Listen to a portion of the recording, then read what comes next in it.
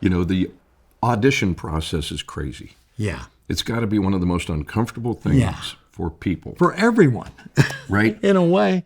So I figured it out one day. This is about 5 years old, but I'm sure the statistics are still relatively close. Between all the publishers and managers and lawyers and everybody who pitches our A&R team, they got about 2,500 pitches a year. Oh, man. They have to listen through this. Oh. They probably get it down to about 200 to 250 who they ask to come to their office.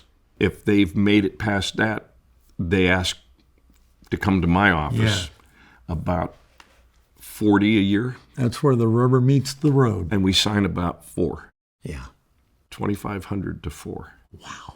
And you hope you're right on the 4. Right?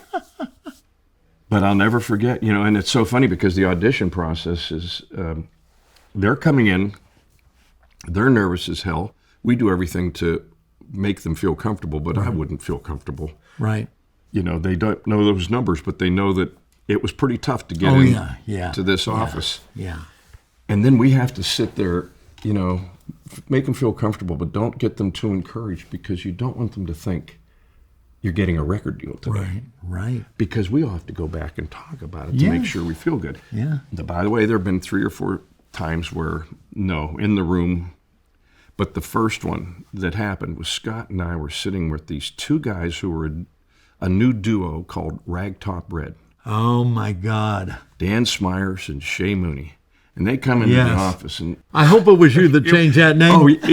Well, I was ready to ask him about the name. I'll never forget the story. I usually do it graphically standing up. I had this wall that was about 15 feet wide of Steelers memorabilia. Oh, yeah. And Dan Smyers walks up to it, and he's looking at it. And I said, "Oh, please don't tell me you're from Cleveland." And he started laughing. He says, "No, I'm from Pittsburgh." I go, "Ooh, yeah." Oh, man. This is a good start. This is lining up. So they sit down, and it's just Scott and me with those 2. And it's 11 in the morning. And we had the song, the demo of 19 You and Me, if you know that song. Yeah. Such a beautiful song. Yes. And talk about a singer. Yeah. Oh, my God. Oh, my God. Yeah. One song after another sounded like a hit, and I'm looking over at Scott going like... but trying to do it without them seeing it. And Scott's...